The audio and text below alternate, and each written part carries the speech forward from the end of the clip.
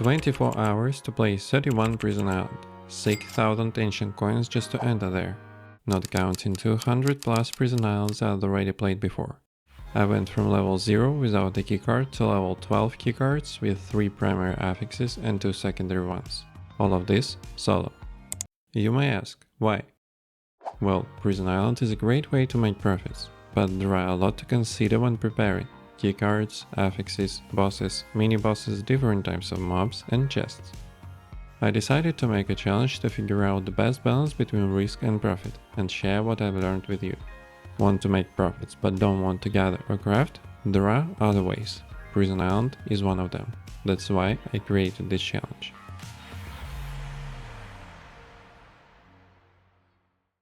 Let's start at the beginning. I'm approaching this challenge from the perspective of a player with limited time, maybe a few hours a day at most.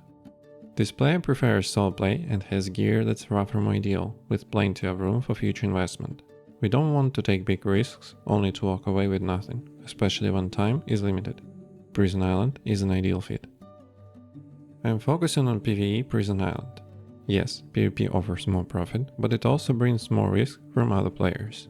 Given my average gear and my goal to minimize risk, PvE is an optimal choice. Okay, I need to prepare for the run. First, I'm taking my base gear since I'll be applying insurance. I'm bringing painkillers and mana vials. I'm also taking a few tier 2 or tier 3 potions in case I make a mistake and need to restore health quickly. Then I'm taking alchemy to increase my hero spell power and critical chance, 2 meals with the same buff and the crucial movement speed meal. And of course a tree root campfire to use our meals and increase our health points. Then I definitely need to take the Pathfinder passive talent tree and select the talents to improve the duration and power of all the consumables I prepared for the run. I craft most consumables myself, so it's not that expensive to get there. But if I bought everything, it would be 150 coins including insurance. I'm going to use the same amount and types of consumables for every run. I head to the banker, buy the insurance key, use it, and I'm ready to go. I won't cover Prison Island basics to keep the video concise. I'm assuming you already played it on all the fundamentals. If not, that's okay. I have a video on Prison Island basics you're welcome to check out whenever it's convenient. Entered PI, cooldown started. I place my campfire, start buffing and look for my first target.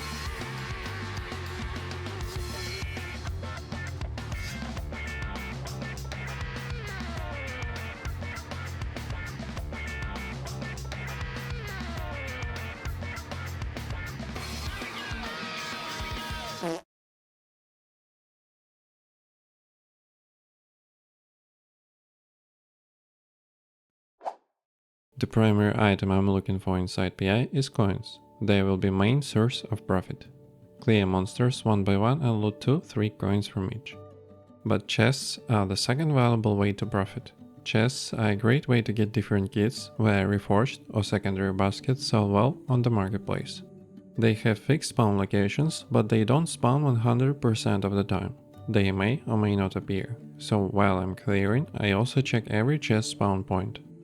One time there will be just a few ancient coins, another time there will be a tier 3 epic upgrade kit. Don't forget to save every chest location on your map like I did, or you can use one of the community maps that shows all spawn points. I'll leave a link in the description. It's important to say a few words about classes. When playing Prison Island solo, there are differences between classes. Some classes are better at clearing monsters or staying alive. This doesn't mean you should quit and create a new hero, it just means my experience may differ from yours, and that's okay. I'm playing Shaman with a totem damage build. This build might be worse than a Shaman physical damage build, and Shaman itself might be worse than other classes like Ranger or Destroyer. But I enjoy Shaman and I enjoy this build, no more, no less. I feel as comfortable as this class lets me be, and that's enough for me. What is also enough for me is building this community with you. Your likes help others find this content, so if you found it useful, hit that button and let me know in the comments what Corepunk topics you'd like to see next. Another type of monster inside is a mini-boss named Prophet. Try a few of them at fixed locations. They don't provide much danger compared to default mobs, just a high health pool, but they drop a great amount of loot equal to loot from chests, so I usually focus them too. You can also get loot from interactive objects, but it's too rare compared to the PvP version, so I won't recommend spending time on it. Keycards. Since we are focusing only on monsters, we definitely don't want to see these main affixes inside our keycard. Look for boss power increase. You can also leave 300 armor on magic resist increase, just make sure your damage type is the opposite. You may notice that most of the time I fight in ghouls or scrags, and there are certain reasons behind it. First of all, we don't pay any attention to bosses. We don't because the opportunity to kill a boss solo is very situational. It depends on the class you're playing, your gear, your build, and the boss itself. There are too many dependencies and the efforts needed to consider them isn't worth it.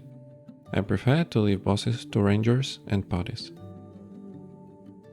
So we are focusing only on monsters, but which ones? I prefer focusing only on ghouls or scrags. I don't have much aerial damage, but I'm not focusing on goblins for another reason. Most of the time they drop one coin, if any, from an entire pack. Ghouls, wolves and scrags drop 1 to 4 coins per unit depending on your keycard. So I suggest you focus on either the left or right side of the island depending on where you spawned. If you spawned in between, head where you prefer and defeat a few goblin packs on your way. Regarding keycard levels, levels 0 to 3 feel like killing dozens of monsters without any loot, but that's just the first impression. When I total up what I've got from these early Prison Island runs, almost 800 coins including coins from reward PI chests and loot worth 1400 coins, including level up chests. All from just 4 runs. Yes, I'm including loot from level up chests. For example, keycards 4 to 8 can easily provide enough experience for one level up chest, so I think it's fair to include that loot. Keycards 4 to 8 seems like the best choice for me. Mobs don't have much health or damage, so they don't pose much threat. Loot is great, 2 to 3 coins per mob. During this range we also start receiving upgrade and reroll kits. Not many, but still. We can even get epic ones, which cost a lot. For example, during the entire challenge I got 2 tier 3 epic upgrade kits, both from this keycard range. Overall, 4 to 8 keycards for 17 runs gave me 2500 coins and loot worth 6000 coins on the marketplace. I'm translating loot into coins based on marketplace prices at the time I'm recording. For you, prices may be different when you watch. I'm also applying a 20% fee, so you can consider the amount as pure profit. Keycards 9 to 12 felt hard. Ancient coin drops seem the same, 2 to 3 coins per mob. But the number of kits increased a bit. More reforge kits, more rare skins and upgrade kits. This range is good if you are looking for tier 3 alchemy recipes. I got many of them in this range. 10 runs using 9 to 12 keycards gave me almost 1400 coins and loot worth 3800 coins on the marketplace. If I had to show you the differences between keycard ranges in terms of loot, I'd show you these backpacks. Regarding keycard quality, I want to keep it simple. If you're not planning to fight bosses or get a gold PI chest after the run, don't improve your keycard. Yes, the loot amount is better, but your backpack has a fixed size. Whether I'm using a quality keycard that drops 4 coins per mob or a common keycard with 3 coins, I still fill my backpack in about 30 minutes. Secondary affixes make solo play inside Prison Island harder. You clear monsters slower compared to a keycard without secondary affixes. You need to be more careful, spend more time defeating monsters, and take longer to restore health between fights. It all depends on the secondary affixes types. So in the end, you earn more per mob but defeat fewer monsters per minute. There are many secondary affixes, with only a few suitable for me to have a chance of leaving the island alive.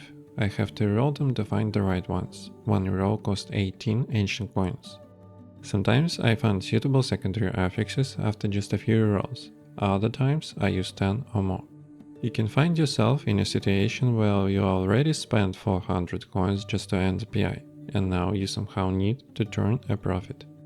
My 31st run was a perfect example. I spent 20 reforge calibrators trying to find something suitable on a tier 8 epic keycard. In the end, I couldn't and decided to go anyway. If I died, so be it. 3 minutes later, this is me, these are goblins. I spent 500 ancient coins to find myself back at the cooking pot. 5 minutes earlier, but 500 coins poorer. Let's talk about extraction. There is an exit at the center that's always active, but it's the most dangerous place in PI from my point of view. 3 packs of goblins stay there. Goblins themselves aren't the problem. The problem is the area which provides minimal space to evade bolt splitter shots. That's why out of 31 runs I extracted there only once. The other 30 times I used 4 additional exit types that require items I got just by killing mobs. There are more exit opportunities, but they require more complex things like killing the boss or paying a huge amount of gold. I'll leave a link about exit info in the description. I died a lot. At the beginning of the challenge I thought maybe I could do it without dying. How mistaken I was. Out of 30 runs I died 11 times, 7 of them in the 8 to 12 keycard range. And the way I died was always the same. At a certain moment I find myself in the area where it's difficult to evade mob skills. Next thing I remember, buying painkillers for the next run. And it seems to me that the most dangerous thing about Prison Island is picking the wrong area to fight mobs. Learn from my mistakes, don't be like me.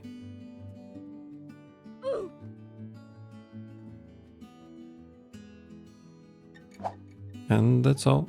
Here are the statistics from all 31 runs. Pause if you're interested. As I said, keycards 4 to 8 seems like the best choice for me. Not much risk and a great amount of loot at the same time. To enter 31 prison islands, consumables, insurance and keycard affix rerolling costs 6,000 ancient coins. I got almost 16,000 ancient coins. To be more accurate, it should be way more because I only estimated these loot items. You can see them on the screen with their marketplace prices. Prison Island is a great way to make profits, and I hope you learned something useful during this video. By the way, most of the challenge was done during streams on Twitch, so come hang out with us. Thank you for your time and see you in the next video.